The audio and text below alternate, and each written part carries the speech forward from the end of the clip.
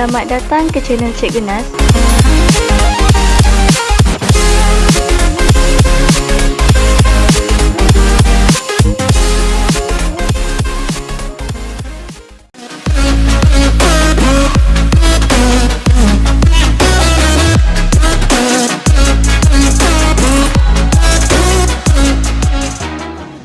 Sadaqallahul Azim. Assalamualaikum warahmatullahi wabarakatuh.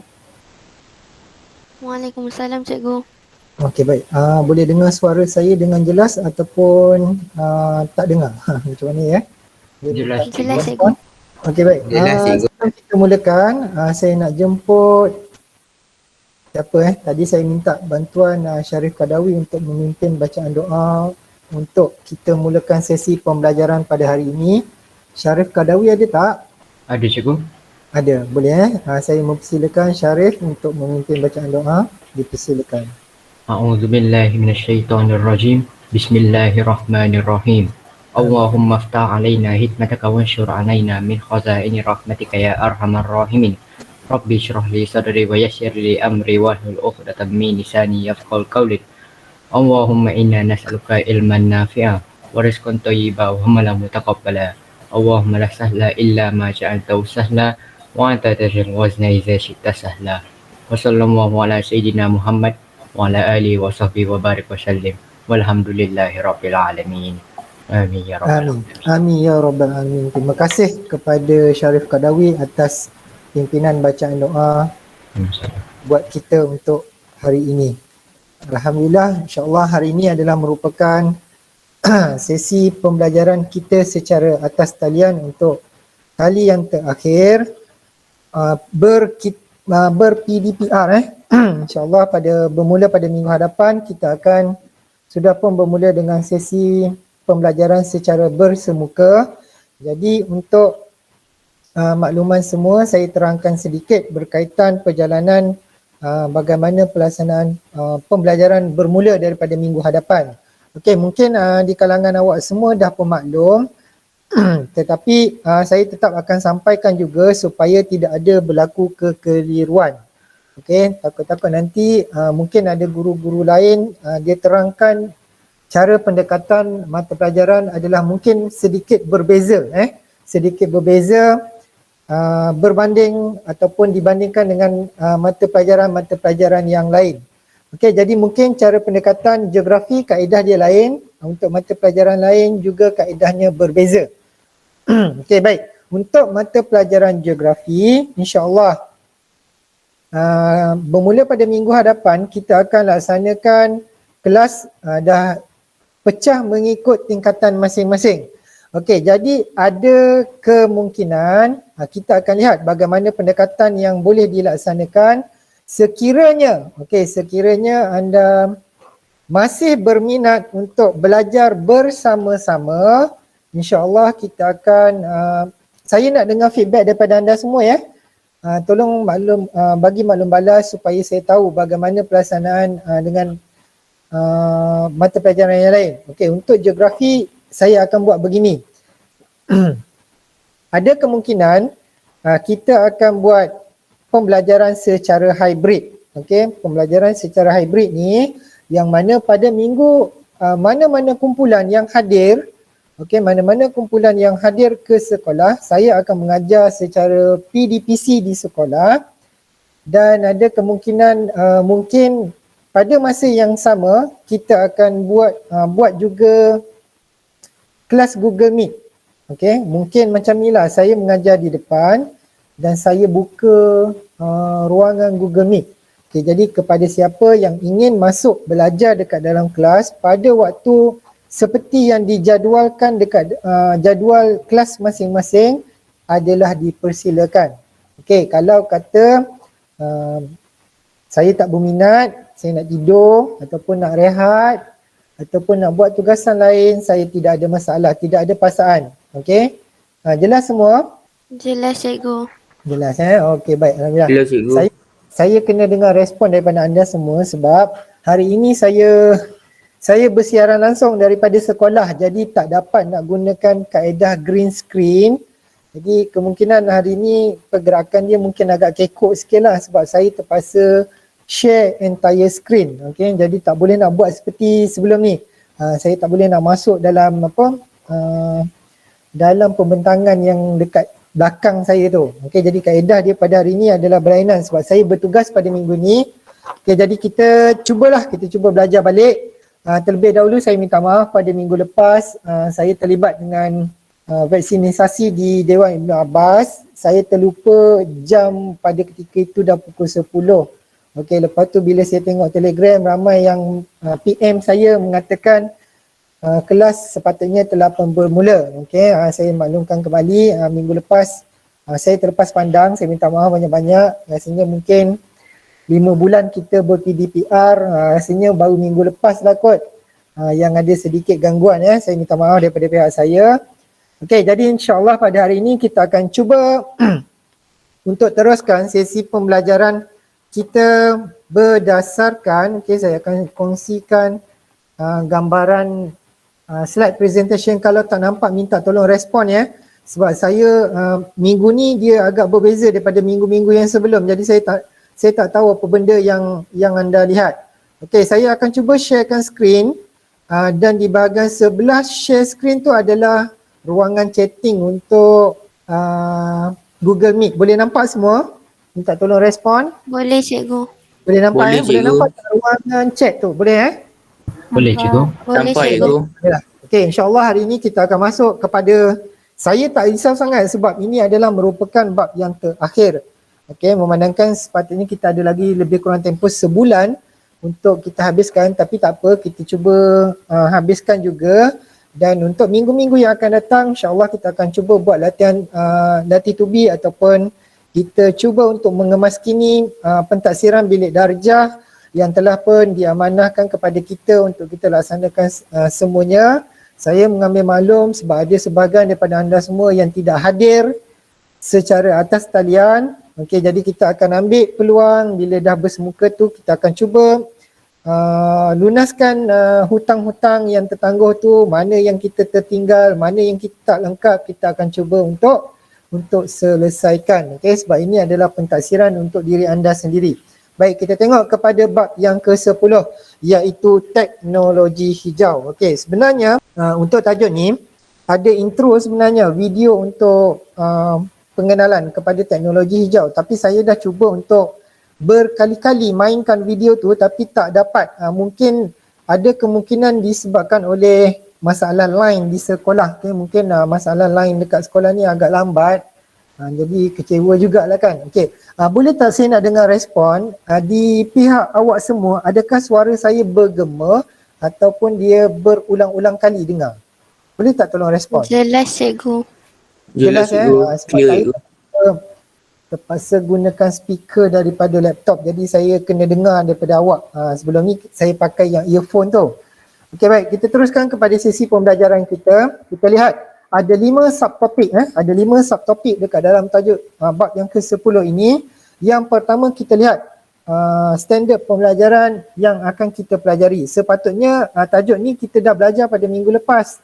Tapi saya minta maaf sekali lagi sebab terlepas pandang aktiviti PDPR kita. Jadi saya akan mulakan balik dengan 10.1 iaitu menyatakan konsep teknologi hijau.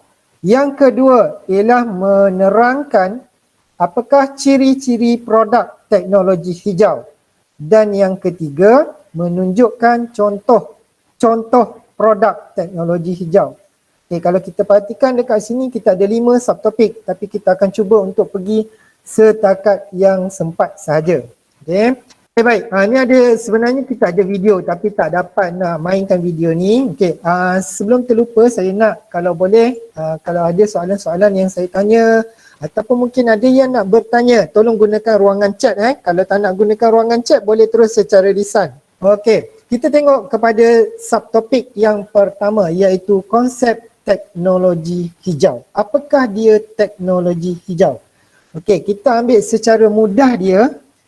Benda yang senang untuk kita faham iaitu konsep teknologi hijau merujuk kepada teknologi mesra alam. Okey, teknologi mesra alam. Kalau kita cuba bayangkan apa yang dimaksudkan dengan mesra alam. Mesra alam tu seperti hubungan kita lah, hubungan kita antara guru dan murid, antara guru dengan guru, antara murid dengan murid, dia mesra. Okey, jadi dari segi sini kita lihat bagaimana konsep teknologi hijau yang mana kita sedia maklum dalam kehidupan kita seharian ni kita telah pun dikelilingi telah pun berada dalam persekitaran teknologi yang pelbagai. Okay, dari segi teknologi dalam kehidupan, kita tengok dari segi penggunaan gadget, dari segi penggunaan pengangkutan, sistem pengangkutan, ekonominya bagaimana. Jadi kita nak lihat bagaimana teknologi-teknologi ini dia bergerak seiring dengan kita punya kehidupan, yang mana sepatutnya memberi, tidak menjejaskan kepada kualiti kehidupan kita sebagai manusia. Macam contohlah kita kata, okey, kita ada kenderaan, kita ada banyak berbilion kenderaan di atas permukaan bumi. Jadi bagaimana kalau kita sendiri manusia, masyarakat begitu banyak,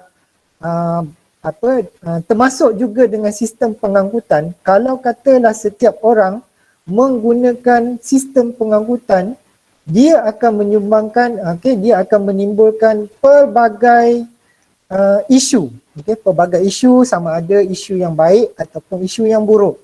Tetapi bila kita berbincang berkaitan dengan isu, semestinya akan ada isu-isu yang lebih buruk tu yang lebih banyak. Betul tak? Kalau kita perhatikan, kalau semakin ramai orang menggunakan kenderaan, apa kesan dia? Siapa boleh kongsikan pada kawan rakan-rakan kita pada kelas kita yang terakhir ni? Apakah kesan-kesan penggunaan pengangkutan terhadap masyarakat sekitar? Siapa nak cuba? Okey, bagus. Hafiz Shazan kata pencemaran udara.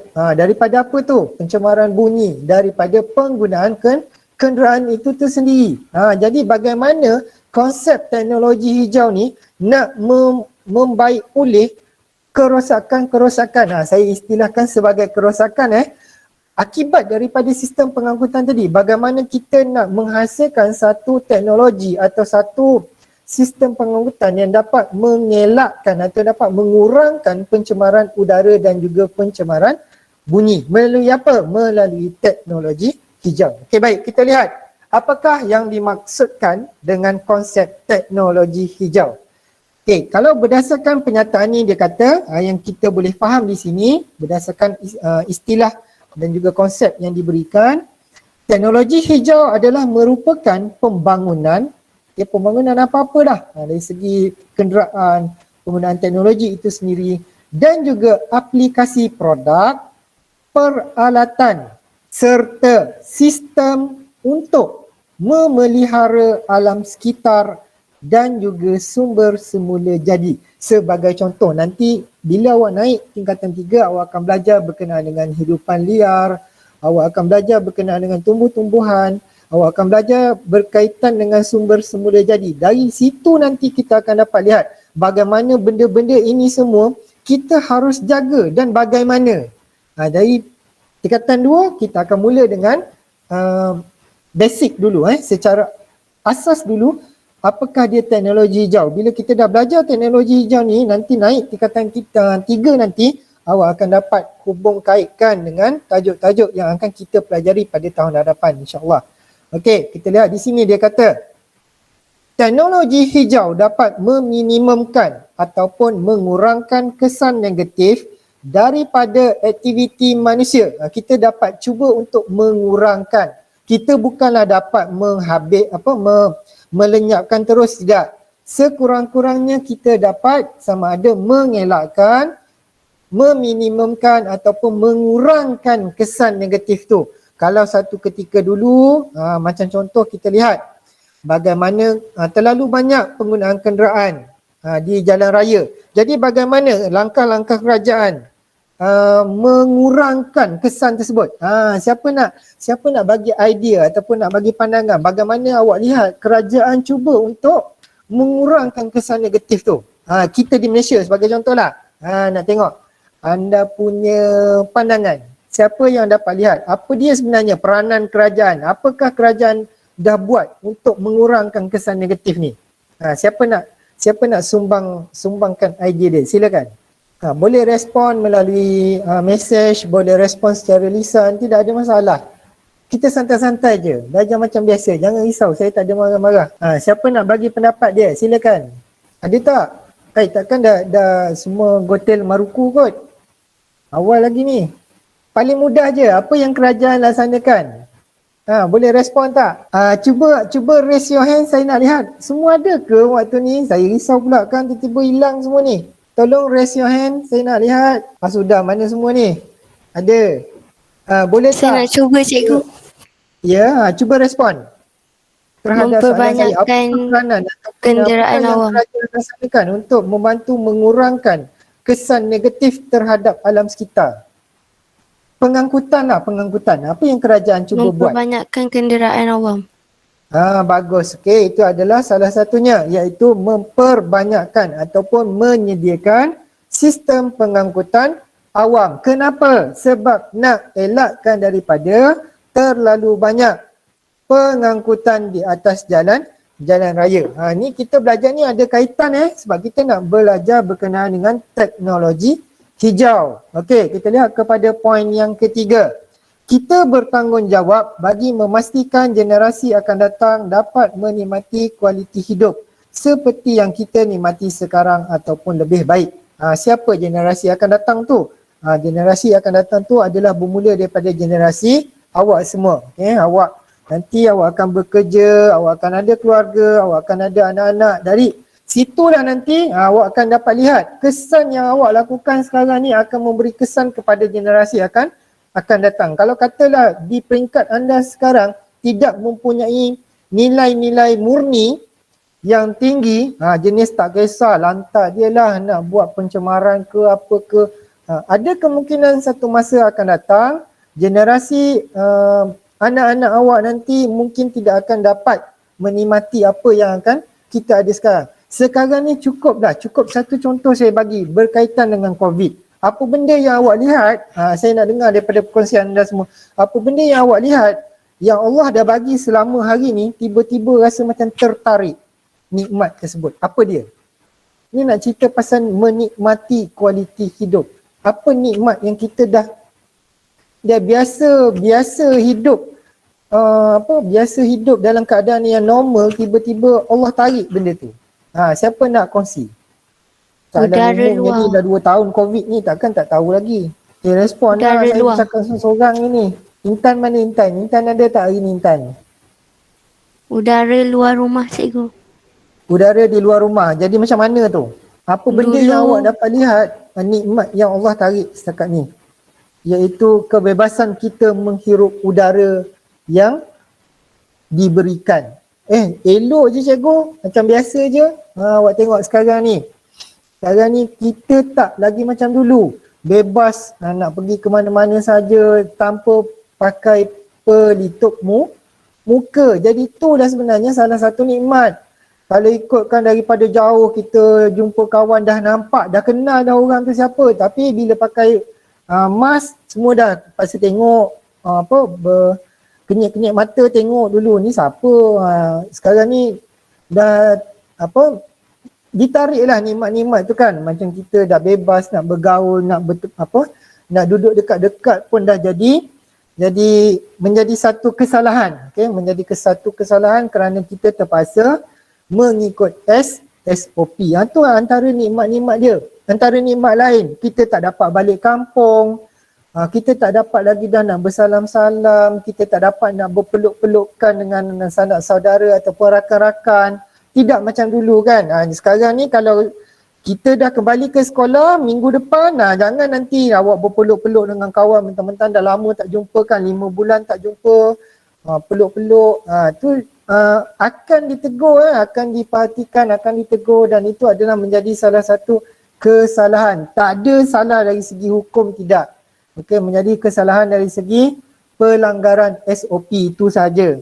Jelas Baik, kita lihat apakah matlamat teknologi hijau. Kenapa kena kita belajar teknologi hijau ataupun kenapa kena adanya teknologi hijau. Yang pertama, melalui teknologi hijau, ia dapat meningkatkan tahap kesihatan dan juga kehidupan manusia. Yang kedua, mengurangkan impak negatif daripada aktiviti manusia. Nanti kita lihat beberapa contoh yang akan saya paparkan nanti.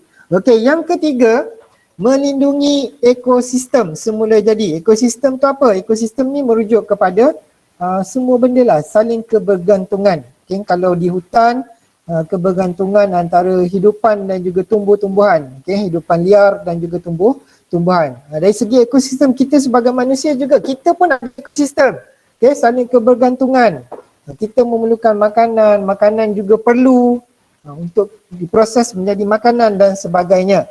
Dan yang keempat, iaitu menjadi alternatif untuk menggalakkan perkembangan ekonomi. Okay, baik, kita lihat terus kepada yang pertama. Meningkatkan tahap kesihatan dan juga kehidupan manusia. Melalui kehidupan manusia yang bebas daripada sebarang pencemaran alam sekitar. Dekat sini dia kata bebas dari sebarang pencemaran alam sekitar yang sekarang ni kita sedia maklum.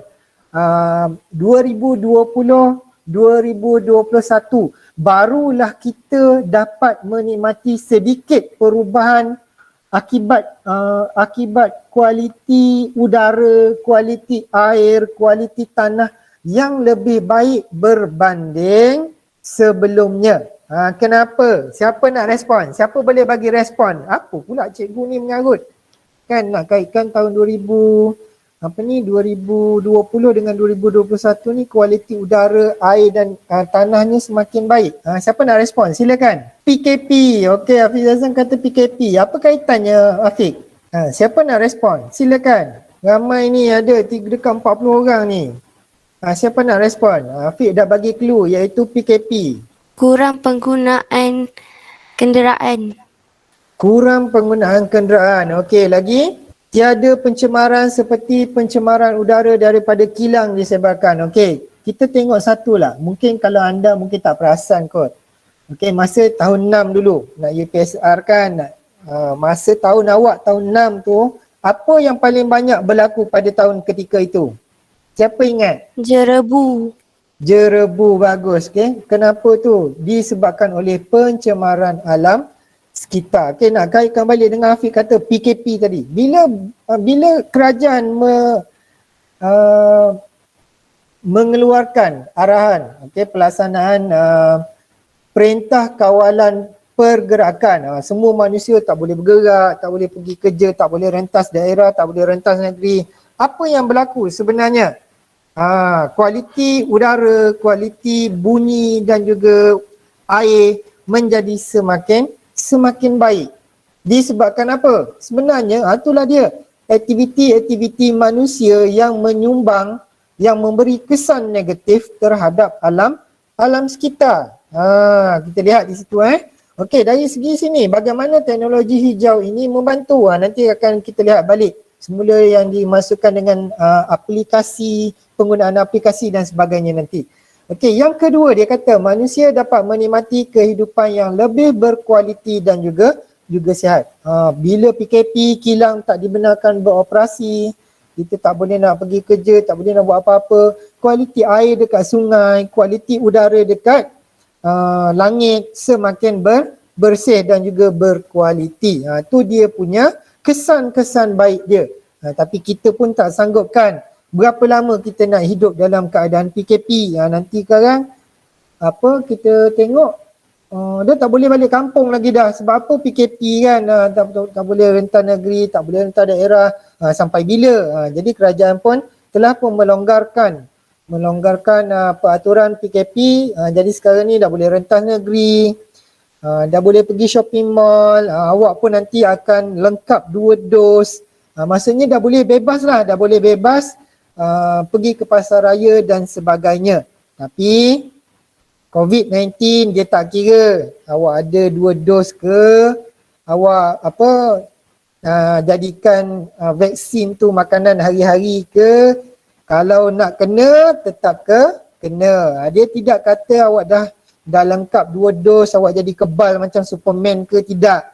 Superman yang power pun kena dekat yang batu warna hijau tu tetap juga lemah. Tu sebagai contoh lah nak bagi tahu. Kita tetap juga akan ada kelemahan dari sudut-sudut yang tertentu. Baik, kita tengok kepada matlamat yang kedua, iaitu melindungi ekosistem semula jadi. Okey, ekosistem seperti hutan menjadi tempat tinggal flora dan fauna. Apa dia flora? Siapa nak respon? Apa dia flora? Bunga. Flora ni merujuk kepada tumbuhan, bunga, pokok dan sebagainya. Manakala fauna pula merujuk kepada hidupan liar. Iaitu gajah, kambing. Tak, kambing bukan jangan nanti awak bagi contoh. Contohnya seperti fauna, contohnya kambing, ayam, itik. Itu salah Walaupun kita namakan dia sebagai hidupan, tapi dia adalah merujuk kepada kehidupan di kawasan hutan. Maksudnya di situ yang hidupan liar lah. Kalau awak kata kambing ada belakang tambah hutan, mungkin boleh terima. Kalau kambing ni tak adalah. Ada pula orang bela kambing hutan kat dalam kandang. Orang tak bela yang mana dianya sentiasa dipelihara dari sebarang bentuk pencemaran alam sekitar. Kita lihat kesannya, sungai menjadi bersih dan selamat untuk diproses menjadi air minuman kepada manusia. Itu antara dia punya kesan baik dia. Baik, kita lihat kepada matlamat yang ketiga, iaitu mengurangkan impak negatif, mengurangkan kesan negatif daripada aktiviti manusia. Yang pertama kita dapat lihat teknologi hijau dapat mengurangkan kesan negatif daripada aktiviti manusia. Sebagai contoh, melalui aktiviti pembuangan sisa toksik. Ni yang dilakukan oleh kilang-kilang lah ni. Melalui penebangan pokok, pembalakan secara haram. Penebangan pokok ni boleh jadi juga bertujuan untuk membuka kawasan pertempatan baru.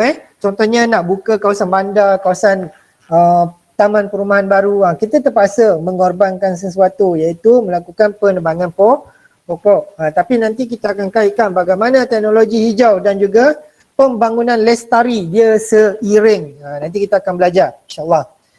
Melalui pembuangan sampah ke dalam sungai. Ini biasalah ni. Kalau kita lihat kawasan-kawasan pertempatan yang didirikan di sepanjang sungai, biasanya dia akan ambil langkah mudah, iaitu apa? Campak je sampah terus masuk dalam sungai. Iya ke cikgu? Mana ada cikgu? Saya tak pernah tengok pun. Benda ni memang berlaku, memang berlaku kepada kawasan-kawasan pertempatan yang didirikan berhampiran dengan kawasan saliran. Tak kira lah sungai besar ke, longkang ke, parit ke. Kalau kita tidak ada sikap dan juga nilai-nilai murni yang baik, itulah yang akan terjadi. Sebenarnya kesan dia banyak Kalau dia buang sampah banyak, menyebabkan sungai tersumbat, menyebabkan sungai itu aliran airnya dah tak boleh bergerak, ada kemungkinan akan menyebabkan berlakunya banjir. Akhirnya kesan itu kena balik pada diri sendiri. Lepas tu mulalah dia kata, inilah semua bala daripada Allah. Tu tidak, tu bukan bala tu. Sebenarnya itu adalah perbuatan kita balik tu. Kesan daripada perbuatan kita balik. Kita bukan kata bala tu. Tu jangan macam tu. Tu sebab kita yang bermasalah.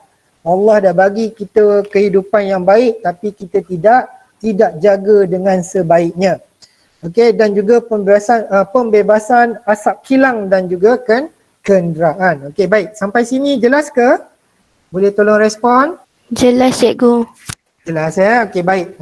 Tak risau ni, tajuk ni senang je. Tapi yang pentingnya kita kena pandai nak olah jawapan nanti. Sebab biasanya kalau peperiksaan akhir tahun, memang akan ada tajuk bab 10 ni nak tengok awak punya pengetahuan sebab biasa orang pandang rendah, pandang mudah pada tajuk-tajuk yang terakhir ni. Dia kata senang sangat ni. Tapi bila kena soalan exam, dia jadi keliru. Soalan minta kesan, dia bagi faktor. Soalan minta faktor, dia bagi langkah-langkah. Soalan minta contoh, satu pun dia tak bagi. Sebab apa? Dia tak tahu nak bagi contoh. Sebab dia pandang rendah, pandang mudah pada soalan ni. Pada tajuk ni. Baik, kita lihat kepada matlamat yang terakhir. iaitu menjadi alternatif untuk menggalakkan perkembangan ekonomi. Teknologi hijau dapat mewujudkan banyak peluang pekerjaan, menggalakkan kemasukan pelabur asing, menjimatkan kos operasi dan juga meningkatkan produktiviti kerja. Kenapa? Sebagai contoh nanti kita tengok begitu banyak wujudnya peluang-peluang pekerjaan. Okey. Siapa nak bagi contoh peluang pekerjaan yang macam mana dari segi teknologi hijau tu? Siapa boleh bagi contoh yang dikatakan sebagai teknologi hijau dapat mewujudkan banyak peluang pekerjaan? Nanti saya akan ulas kat dalam sub-sub topik yang seterusnya. Okay, kita lihat kepada 10.2 iaitu ciri-ciri produk teknologi hijau. Macam mana kita nak mengenal pasti, kita nak menentukan produk tersebut berada dalam kategori teknologi hijau. Kita jangan kata semua kilang keluarkan produk, mana produk tu teknologi hijau. Tidak. Kita akan lihat bagaimana ciri-ciri produk tersebut. Okey, kita lihat yang pertama. Boleh dikitar semula. Kalau produk tersebut boleh dikitar semula, itu adalah kriteria ataupun ciri-ciri teknologi hijau. Okey, siapa boleh bagi contoh satu? Cuba respon secara bertulis. Bagi satu ciri produk teknologi hijau yang boleh dikitar semula. Silakan. Saya nak tengok awak tahu tak produk tu boleh dikitar semula ataupun tidak. Tolong tulis dekat ruangan chat tu. Kertas, bagus. Lagi kotak air. Kotak air. Air kotak air. Okey, baik. Lagi botol plastik, bagus. Ada lagi tak? Kita kena banyak sebab nanti awak nak memberikan contoh dekat dalam esei nanti. Takut nanti kan awak terfikir apa benda ya contoh, sedangkan benda tu cukup banyak. Okey, sila jawab ada kotak susu. Okey, ada tin, ada botol kaca. Ada banyak lagi kan? Semua yang boleh dikitar semula. Jangan cakap tak tahu ya. Sekolah kita ni sekolah lestari. Sekolah lestari alam sekitar yang mengamalkan elemen-elemen kitar semula. Nanti kawan tanya apa dia bahan yang boleh dikitar semula? Entah. Tak boleh jawab. Jangan malu. Sekolah kita ni sekolah lestari. Okey, baik. Kita lihat kepada yang kedua. Menjimatkan penggunaan tenaga. Saya nak tengok pula contoh daripada anda. Apa dia produk yang menjimatkan penggunaan tenaga? Silakan. Cuba bagi contoh. Apa dia contoh produk-produk yang menjimatkan penggunaan tenaga? Power bank, cikgu. Power bank. Boleh jadi. Betul juga kan power bank. Kita dapat mengelakkan kita guna power bank tu. Saya nak tanya kan. Semua orang mesti ada power bank. Betul tak? Okey, jadi bila kita gunakan power bank tu, apa benda yang sebenarnya kita menjimatkan penggunaan tenaga tu? Penggunaan apa? Kita dapat mengelakkan daripada kita bergantung kepada penggunaan bateri. Kalau bateri kita beli, pakai, buang. Power bank, kau jangan buat pakai buang juga. Kan beli 30-40 ringgit, charge sekali, lepas tu habis buang. So nak pakai beli lagi. Jangan buat macam tu. Okey, Intan Afiq kata lampu LED. Betul. Okey. Iaitu produk yang menjimatkan penggunaan tenaga. Lagi? Takkanlah lampu LED je, banyak lagi. Dah banyak dah produk-produk di pasaran yang menjimatkan penggunaan tenaga. Apa dia? Ni bila saya test secara lisan ni, saya dapat lihat ni. Awak kalau berhadapan dengan soalan esei, bila minta contoh ni, dia dapat bagi satu je lah. Cuba kongsi-kongsikan. Ada yang tahu bagi je. Kita nak belajar ni. Lampu LED. Menjimatkan tenaga. Okey, lagi yang lain? Peti sejuk inverter. Betul, bagus. Semua produk-produk teknologi ataupun produk-produk elektrik yang menggunakan tenaga inverter ataupun teknologi inverter itu merujuk kepada menjimatkan penggunaan tenaga. Kipas kecil yang guna angin. Betul. Mana-mana yang tu lah. Maksudnya awak dah dapat memberikan beberapa contoh. Okey, ambil pegang nanti contoh-contoh ni. Okey, baik. Kita nak tengok pula contoh yang awak boleh bagi kepada nombor yang ketiga. Meminimumkan kemerosotan alam sekitar. Produk jenis apa pula ni? Nak meminimumkan kemerosotan alam sekitar. Siapa boleh bagi contoh? Saya pun tengah fikir apa benda produk yang boleh meminimumkan kerosakan alam sekitar. Apa dianya? Mungkin boleh jadi bukan produk ataupun mungkin boleh jadi kilang ke, mungkin boleh jadi pengangkutan ke. Tak kisah, benda tu adalah umum. Siapa boleh bagi contoh? Kalau tak dapat, cuba Google ataupun tengok-tengok dekat buku. Saya suka awak rujuk daripada Google ataupun buku supaya awak dapat bagi contoh secara terus. Janganlah tak tahu jadi tunggu je lah cikgu bagi contoh. Jangan macam tu. Nanti dalam exam nanti tak ada cikgu nak bantu awak. Awak kena keluarkan jawapan sendiri. Nanti bila tu nanti dia akan komplain. Alah cikgu dah bagi contoh macam ni takkan tak terima. Itulah masalah bila kita bincang. Awak tak nak kongsi benda tu. Jadi awak tak tahu adakah pilihan jawapan awak tu adalah betul ataupun tidak. Meminimumkan kemerosotan alam sekitar. Silakan. Siapa nak bagi contoh? Mira Hotel yang membina hotel dalam hutan tanpa menebang sebarang pokok. Betul. Okey, itu antaranya lah. Maksudnya pembangunan lestari. Okey, bagus Fatin Nur Fitri. Itu antaranya. Iaitu kita cuba meminimumkan daripada kita merosakkan keseluruhan kawasan tu. Jadi kita macam contoh ni dia kata dia bina hotel tanpa menebang sebarang pokok. Okey, Intan bagi penapis asap pada cerombong asap kilang. Betul. Okey, itu antaranya. Macam contoh kita ada penggunaan catalytic converter pada exhaust kenderaan, juga untuk meminimumkan kemerosotan alam sekitar, nak elakkan daripada pelepasan asap karbon dioksida dan juga monoksida daripada sistem pengangkutan.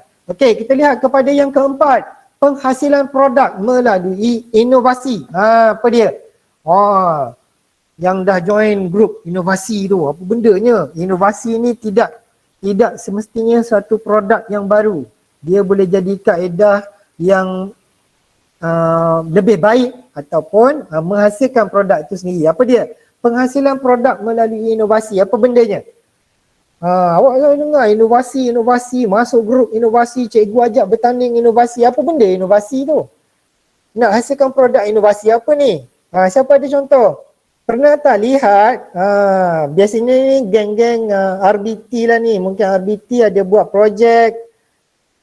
Contoh menghasilkan vacuum. Vacuum menggunakan, awak reka sendiri vacuum tangan tu menggunakan teknologi bateri. Maksudnya tidak bergantung kepada tenaga elektrik. Itu merupakan salah satu penghasilan produk melalui inovasi. Kena faham itu dah dapat satu contoh. Yang kelima, selamat digunakan. Produk-produk ni selamat digunakan lah. Maksudnya tak adalah macam contoh okey, saya bagi. Kenapa kita elakkan penggunaan straw plastik? Siapa tahu kenapa kita beralih daripada penggunaan straw plastik kepada tidak menggunakan ataupun menggunakan straw, tetapi straw itu dalam bentuk straw kertas. Siapa nak respon? Okey, Intan kata sebab plastik susah nak mereput. Okey, lagi antara lain kerana kita nak tengok tadi apabila kita menggunakan straw kertas tadi ianya selamat digunakan. Sebagai contoh, kita tengok apa yang T-Life dah buat. Okey, produk T-Life dia hasilkan minuman dia tu menggunakan straw kertas. Bila awak gunakan straw tu, awak nak minum, lepas tu awak tinggalkan lama dekat dalam bekas minuman tu, apa berlaku? Straw tu jadi lembik. Okey, jadi bukan istilah reput, dia jadi macam mudah terurai lah istilah dia lebih kurang macam mudah terurai. Okey, jadi awak cuba bayangkan kenapa yang kita kata selamat digunakan. Kalau katalah straw tu dibuang dekat laut, dibuang dekat sungai, maksudnya straw tu dia akan terbiodegradasi. Maksudnya dia dah reput dengan sendirinya.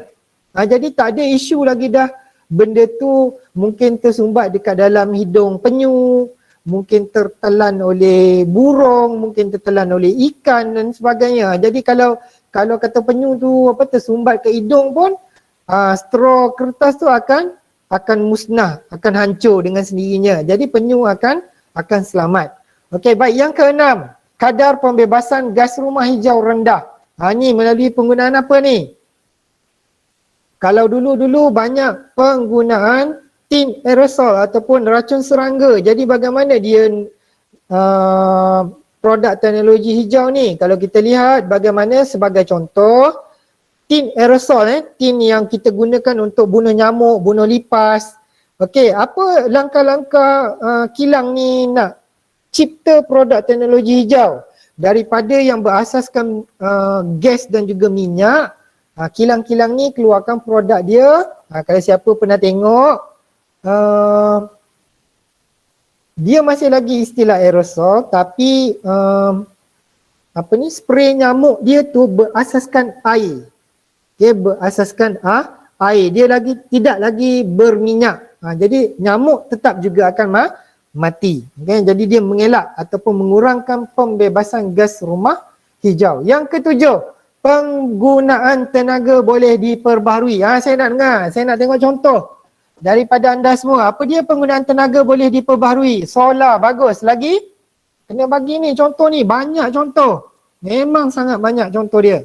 Kincir angin, bagus. Okey, tenaga ombak, lagi? Oh, bagus ni. Maknanya awak dah ada sedikit ilmu berkenaan dengan penggunaan tenaga boleh diperbaharui. Kita dah hampir 10 Kita dah hampir 10 tenaga boleh diperbaharui. Yang ada kat sini baru dinyatakan ada 3. Siapa boleh bagi lagi? Biogisim, bagus. Okey, ada lagi tak? Yang kita lihat kereta hybrid tu dia menggunakan apa? Menggunakan teknologi elektrik. Dia ada bateri ataupun penggunaan wap air sekarang ni. Cuma masih lagi belum meluas di Malaysia.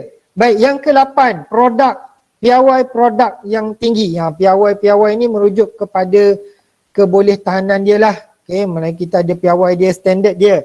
Selamat ataupun tidak sesuatu produk tersebut. Yang ke-9, mudah digunakan dan berteknologi tinggi.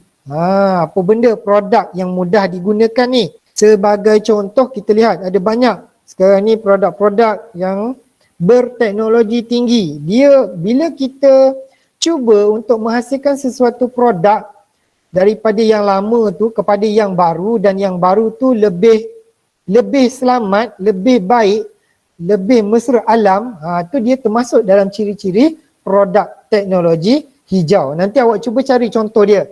Okey, saya nak teruskan. Saya nak teruskan kepada 10.3. Kita akan belajar contoh-contoh dia. Antara contoh-contoh produk teknologi hijau. Yang pertama ada 4 teras di dalam ni.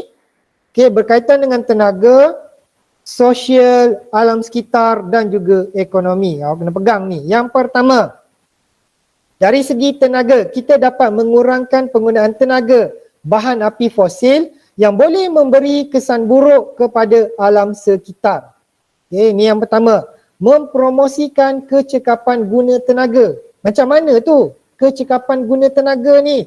Sebagai contoh, bagaimana sekolah kita mengikuti pertandingan EEC, Electrical Efficiency, C tu apa saya tak ingat, competition rasanya. Iaitu pertandingan kecekapan guna tenaga. Bagaimana kita cuba untuk melestarikan penggunaan tenaga di sekolah kita. Macam contoh, saya nak tunjuk contoh di sekolah, kita menggantikan penggunaan lampu Kalimantan, lampu biasa, lampu bulb yang biasa tu dekat sekolah, kita tukarkan kepada, macam contoh awak bagi tadi, penggunaan lampu LED. Okay, kenapa tukar kepada lampu LED? Kerana lampu LED ini jimat tenaga, jimat elektrik. Itu maksud kecekapan guna tenaga. Macam contoh lain, cikgu sebenarnya kami pun juga menggunakan kecekapan guna tenaga. Macam mana saya tanya? Ni contoh kat dalam kelas, macam mana yang awak gunakan? Kami mengamalkan konsep menutup lampu selepas jam 8 pagi.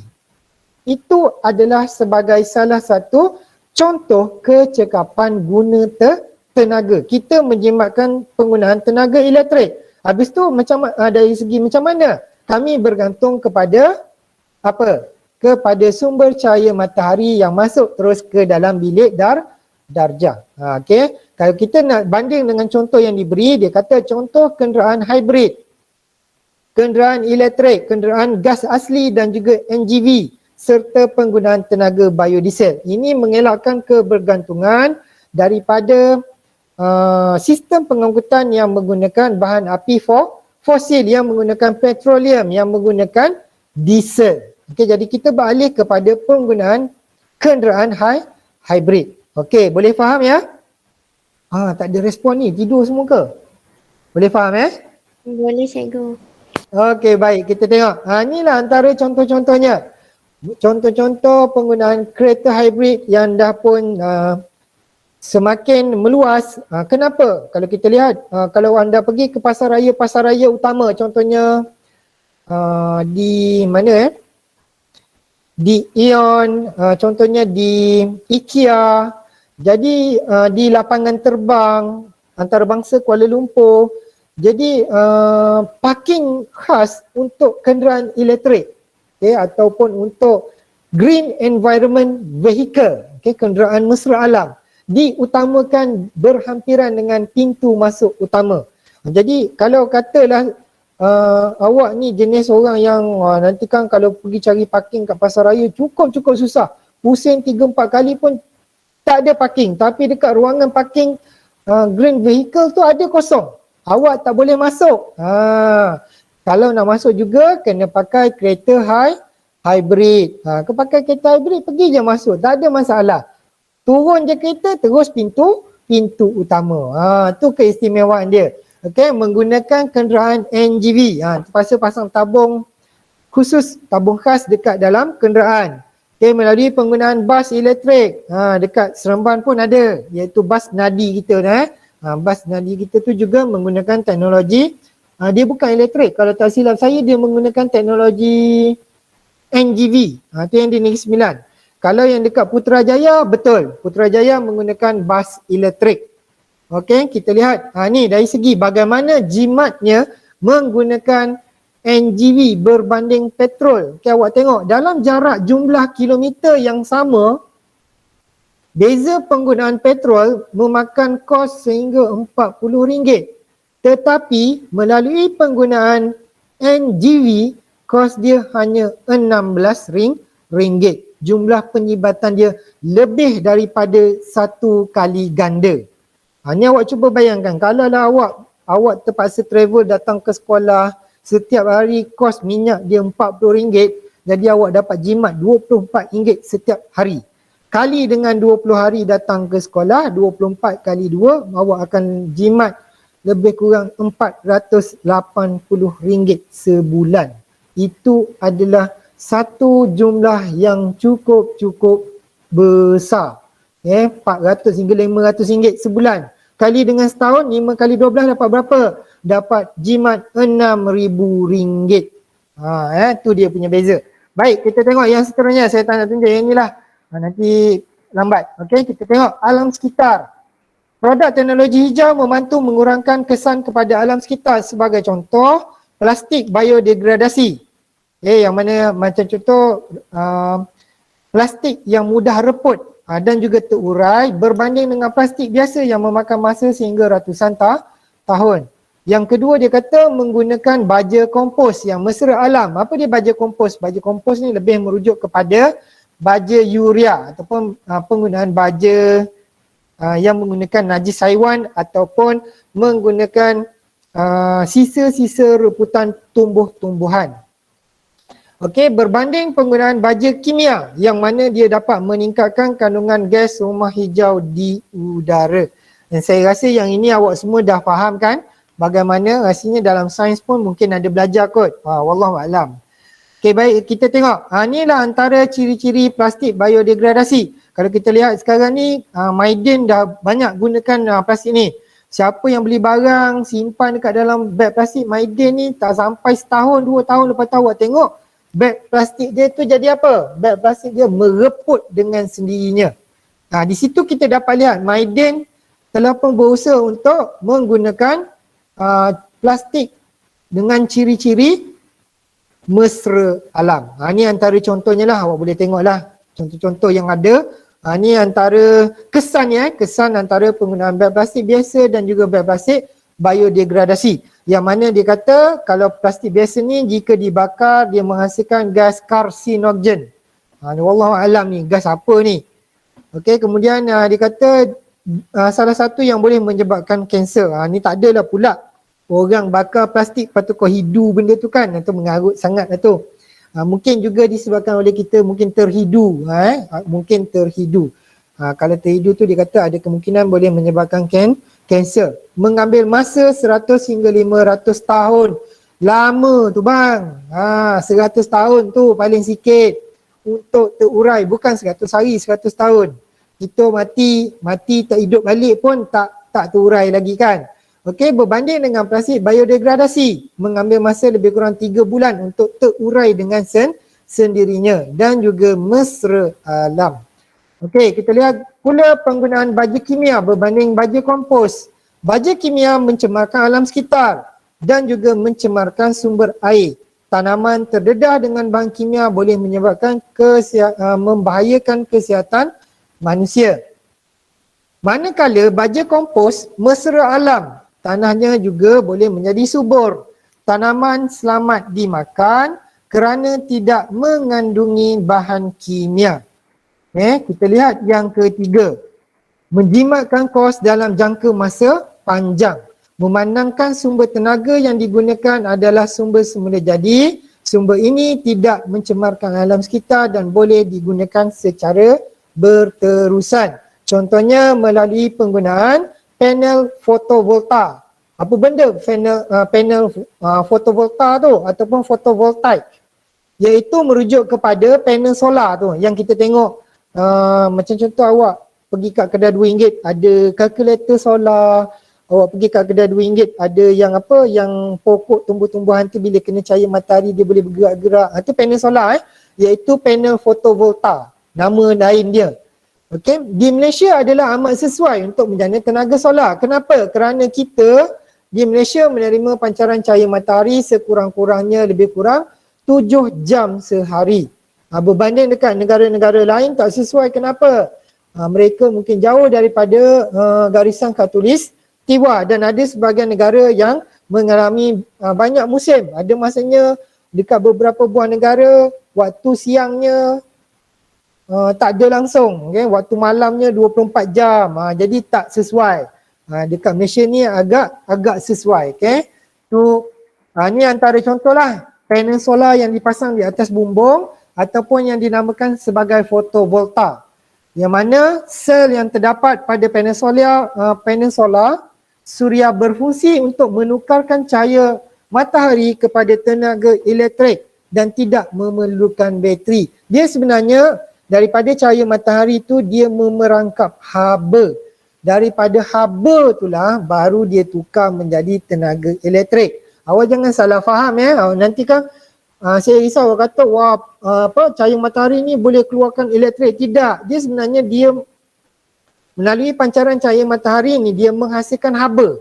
Haba tu yang akan jadi tenaga elektrik melalui dia punya proses dia dah. Kalau awak nak belajar tu nanti awak belajar kemudian. Saya terangkan secara ringkas saja. Okey, ni nanti saya akan tunjuklah kemudian. Tolong ingatkan nanti saya akan insya-Allah bagi video dah. Okay, bagaimana fungsi fotovoltaik ataupun solar itu berfungsi. Okey, kita lihat kepada yang keempat. Dari segi sosial ataupun kehidupan kita. Produk teknologi hijau dapat membantu meningkatkan kualiti hidup rakyat. Bagaimana? Melalui contoh penggunaan bekas makanan mesra alam yang boleh mengurangkan risiko kanser. Siapa tahu bekas makanan mesra alam yang macam mana tu? Kita digalakkan menggunakan bekas yang mesra alam. Bekas mesra alam macam mana? Siapa boleh bagi Polistrin. contoh? Ya? Polistrin. Bekas polistrin. Lagi? Bekas plastik. Okey. Saya nak perbetulkan Tupperware. Ini Syarif mesti risau ni kalau Tupperware mak dia hilang ni. Okey, saya nak perbetulkan penggunaan bekas polistrin adalah penggunaan bahan bukan mesra alam. Kerana apa? Walaupun dia murah, dia mudah, dia ringan, mudah diperoleh tetapi dia tidak mesra alam. Kenapa? Sebab itu kita sebenarnya tidak digalakkan menggunakan bekas polistiren kerana proses penguraian dia memakan masa bertahun-tahun, beratus tahun baru dia terurai. Sama juga dengan plastik, beg plastik tadi. Jadi sebenarnya penggunaan bekas polistiren itu tidak digalakkan. Dan satu, dia boleh menyumbang kepada kanser. Sebab apa? Dia dibuat daripada bahan kimia. Okey, jadi jangan tersilap nanti awak bagi contoh bekas polistiren. Bekas polistiren adalah bahan bekas bukan mesra alam. Okey, tolong take note ya. Okey, baik. Terima kasih juga atas jawapan tadi supaya saya dapat jelaskan dengan lebih lanjut. Okey, poin yang ketiga, penggunaan pengangkutan awam pula boleh membantu mengurangkan masalah pencemaran udara. Seperti mana kita lihat langkah-langkah kerajaan menyediakan sistem pengangkutan awam untuk mengelakkan pencemaran udara berlaku. Dia sediakan ERL, dia sediakan bas elektrik, dia sediakan macam-macam. Sebab apa? Nak mengelakkan kebergantungan penduduk ataupun rakyat kepada sistem pengangkutan persendirian. Jadi berebut-rebut orang bawa kereta sendiri masuk ke dalam kawasan bandar yang sesak dan menyumbang kepada pemanasan global. Yang mana boleh mewujudkan, sebagai contoh kita belajar dulu, Pulau Haba. Okey, kita tengok sini. Kenapa tadi? Ada pun contoh. Okey, bekas makanan polistiren mencemarkan alam sekitar kerana mengandungi bahan kimia yang berbahaya. Memerlukan masa lebih kurang 500 tahun. Awak cuba bayangkan. 500 tahun masanya untuk diuraikan. Berbanding dengan bekas makanan dari ubi kayu ataupun bekas daripada kertas, dia mudah ataupun mesra alam, mudah terurai kerana tidak mempunyai bahan toksik dan boleh dikitar semula. Jelas ya? Inilah perbezaan dia, perbandingan antara kenapa kita katakan bekas polistiren itu tidak mesra alam. Ini menunjukkan bagaimana proses kitaran yang mengambil masa terhadap beberapa jenis produk yang banyak. Kita tengok ini sebagai contoh, kalau ada styrofoam cup ataupun bekas polistiren gelas tu paling kurang 50 tahun. Fishing line, tali pancing 600 tahun. Lagi lama kan. Stoken, jangan buang merata-rata. Awak buang merata-rata, stoken tu paling kurang 1 hingga 5 tahun. Pelampung pancing 50 tahun. Apple yang awak makan tu, kan, apple yang awak makan tu pun 2 bulan baru terurai. Kemudian bekas air kotak 3 bulan sekurang-kurangnya. Kertas sendiri pun 6 minggu, sebulan setengah. Tengok beg plastik 10 hingga 20 tahun. Botol plastik 450 tahun. Tin 50 tahun. Wah, tin lagi pendek sebab tin berkarat. Dia boleh terurai tapi masih mengambil masa tempoh yang lama. Plywood ataupun kayu plywood tu, kayu dinding tu 1 hingga 3 tahun. Kotak 2 bulan. Photodegradable beverage holder. Tu yang bekas kita angkut minuman tu. Okay, 6 bulan. Kalau yang plastik dia 400 tahun. Awak cuba bayangkan. Pampers. Pampers ni lah masalah utama dunia. Sebab apa? Semua orang ada anak kecil nak mudah hidup. Tak ada masa gunakan Pampers. 450 tahun. Paper towel ataupun kertas basah, paper yang dekat guna untuk lap-lap dapur dan sebagainya, 2 hingga 4 bulan. Botol undetermined, tak dapat dikenal pasti jumlah proses rebutan dia kan. Tak tahu, tak ada siapa dapat kaji lagi. Kemudian putung rokok 1 hingga 5 tahun. Tin aluminium 200 tahun. Baju t-shirt biasa 2 hingga 5 bulan. Awak dapat tengok di sini beberapa jenis produk yang mengambil masa, makan masa bertahun-tahun. Okey, ini kenapa langkah kerajaan menyediakan bas menyediakan sistem transit aliran ringan. Dia membuat perbandingan sekiranya 70 orang pergi kerja, mereka menggunakan 70 buah kenderaan. Berbanding dengan langkah kerajaan menyediakan satu bas boleh muat sampai 70 orang, tapi karutlah belum ada lagi bas 70 orang kecuali mungkin di China. Okey, bas kita paling tinggi pun kapasiti tempat duduk 44. Jadi dari segi sini kita dah boleh tengok perbandingan yang ketara. Okey, kenapa kerajaan menyediakan sistem pengangkutan untuk mengelakkan berlakunya kesesakan dan juga pemanasan global. Okey, baik. Separuh daripada tajuk bab yang ke-10. Ada sebarang soalan yang ingin ditanya? Sebab saya nak bergerak ke kelas tingkatan 3 pula lepas ni. Ada soalan nak tanya? Tak ada cikgu. Tak ada cikgu. Tak ada. Boleh faham dengan baik Okey, baik. Boleh. Alhamdulillah. Saya anggap anda semua telah pun berjaya memahami tajuk-tajuk yang dipelajari pada hari ini dengan baik. Saya tak berniat nak panjangkan sesi ini sebab saya nak bergegas ke kelas tingkatan 3 pula. InsyaAllah semoga apa yang kita belajar selama kita ber-PDPR mendapat manfaat yang baik daripada saya sendiri kepada anda semua. Apa yang buruk itu datangnya, apa yang lemah itu datangnya daripada saya, apa yang lebih itu datangnya daripada Allah Subhanahu Wa Taala. Semoga apa yang kita pelajari selama hari ini mendapat manfaat dan menjadi salah satu asbab kita sama-sama dapat menjayakan kehidupan dalam bentuk yang lestari, insyaAllah.